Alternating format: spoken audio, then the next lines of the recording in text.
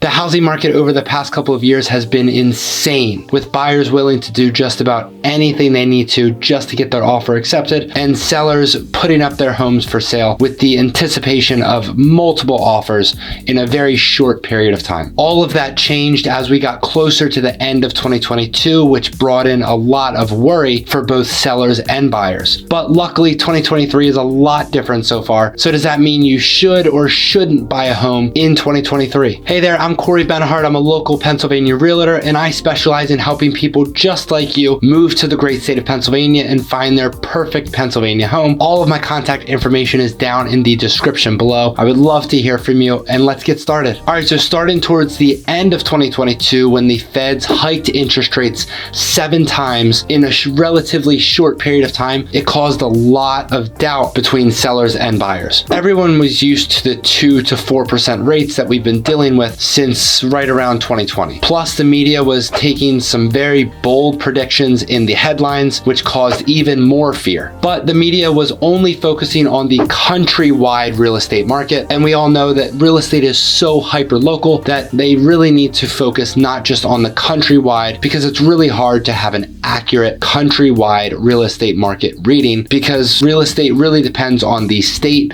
the city, and even down to the zip code on what each market is specifically doing and how they're performing. Luckily though, as we look back, Pennsylvania is a very slow and steady growing real estate market, which makes us very secure, as opposed to some of the very volatile states such as Texas, California, Arizona, etc. The Federal Reserve has already announced that they're planning to continue to increase interest rates all throughout 2023, but the difference is the mortgage lenders know exactly when the Fed meetings are, so the lenders are planning accordingly and already have a good idea of how much each interest rate hike will be. So they're already aware how to navigate that, and they're already taking that information into account in the current day. Although there was a point back in 2022 when we very quickly were approaching 7.5% to 8% interest rates and didn't seem like it was going to slow down. Luckily, we're back down to around the 5 to 6% range, obviously depending on your specific buying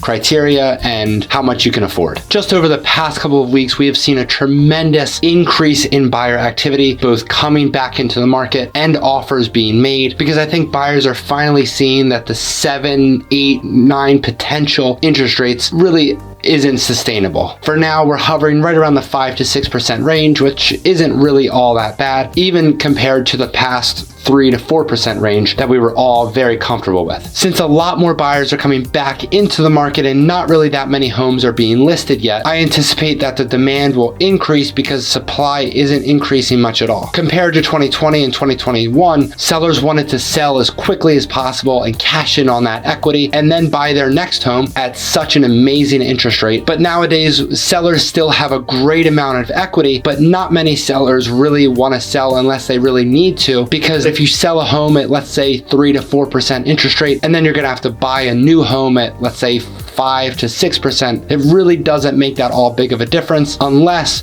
you have a huge amount of equity that it's worth it for that seller to do so. A lot more buyers and not many more homes on the market will create a low supply and high demand situation. I don't anticipate the market becoming as crazy as it was the past couple of years, because those interest rates were just an all-time record low and were just insane. But I do anticipate some more demand coming up in the next couple of months. It definitely will not become as crazy of a market as it was in past years, but I do think that some homes that are priced accordingly still have a great chance to receive multiple offers. In fact, I just listed a home that was priced right in a great location and in great condition, and we received 6 very strong offers. The difference is, if we would have listed that same house back in 2020 or 2021, we would have received probably 10 to 15 offers, and offers that are $25,000 to $50,000 over asking price, which we definitely did not see in those 6 offers, but they all were very strong offers. If you are fully qualified and have the ability to buy a home now, I would definitely suggest to do so, because I only see it becoming more and more competitive as time goes on. And since rates are now lower than before, you get the best of both worlds, because on most homes you can negotiate the price and still have a relatively low interest rate. Well, of course you want me to buy a home because you're a real estate agent. And well, truthfully, if you would rather wait a couple of months or even a year, that's completely fine. But I would prefer that my clients have the ability to negotiate an offer on the price that they want, as opposed to going up against multiple offers and needing to waive just about every contingency possible just to be considered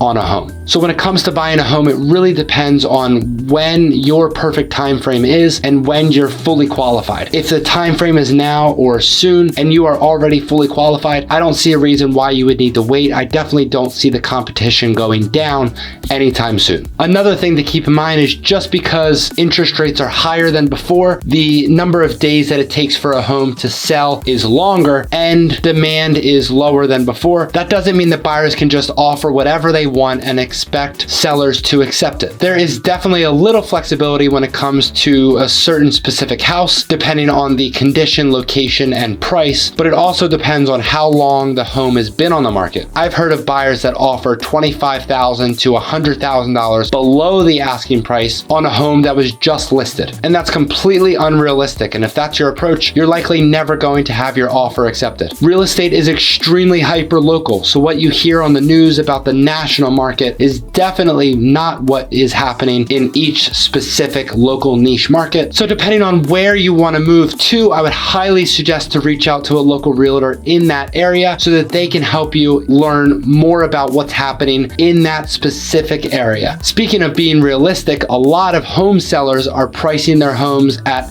astronomical rates just because they're seeing what their neighbors sold for, let's say 6 to 12 months ago, which was a completely different market. I'm seeing this mistake amongst sellers all the time because they don't understand that the market has significantly changed over the last year. When your neighbor listed their house, they received 50 showings, 12 offers, and sold for $25,000 over asking price. It is definitely not the same market, and most likely you will not receive those same results. Sellers can no longer just put their home on the market, sit back, relax, and wait for multiple offers to come in almost instantaneously. Now that we're back to a level market, sellers need to price their homes accordingly, even if they may have done more updates to the house than their neighbor did. Not only are buyers able to negotiate with sellers now, but the total number of showings are down on average. And that's due to the fraction of buyers that maybe were approved for a mortgage back when rates were 3 to 4%, but now that they're up to around 6%, some of those buyers can no longer afford what they were originally expecting. For example, let's take a look at this house that's listed at $500,000 and see on average what the monthly cost would be at 3% versus what the monthly cost would be now right around 6%. If you were going to put 20% down payment with a 3% interest rate, your monthly mortgage payment would be $2,162 a month. But as soon as that jumps up to a rate of 6% for the same price of the house with 20% down, that monthly rate jumps up to $2,874, and that makes a big difference in the number of buyers that can still afford that house. $685 more a month, and that's exactly why a good fraction of buyers are no longer in the market, because originally what they thought they could afford and the quality and the location of the home that they were originally looking for is now not comparable. Another reason for why it's a great time to buy is because currently when we're filming this video, it's towards late January of 2023, and we're soon to be entering the spring market. No matter what the market is like, whether it's a crazy market like we had in previous years or a bit of a slower leveled market like we have now, springtime always increases buyer demand because people are out of the holiday mindset and holiday mode. The weather starts to become a little bit nicer because not many buyers want to go out and search for homes in the dead of winter unless they really need to, which is actually a great opportunity for buyers because sellers who need to sell and can't wait until the spring market will list during the winter. And with less active buyers out in the market during the winter, there's a lot more negotiation power that a buyer could have because sellers aren't seeing the overall amount of showings, offers, and the competitiveness that they might have seen if they listed in the springtime. Realistically, no one has a crystal ball, so nobody really ever knows what the market entails over the short term and long term, but all I can say is what we're seeing actively right now. And currently in this market, it is a great time to both sell and buy a home, but specifically buy compared to the past couple of years, because finally buyers have a say. They can finally negotiate with sellers, because the past couple of years buyers had no power whatsoever. But overall, no matter when you're planning to make the move, I would highly recommend reaching out to a local real estate agent in the area that you're interested in. If you don't know of any, please reach out to me and I would be happy to help you myself if that's an area that I work in, or I'd be happy to get you connected with one of my agent partners all across Pennsylvania. If you're thinking about purchasing a home in Pennsylvania or anywhere within the Philadelphia metro area, I would love to help you find your perfect Pennsylvania home. All of my contact information is down below. I'll see you over on this next video where we talk about all of the most underrated towns here in Pennsylvania.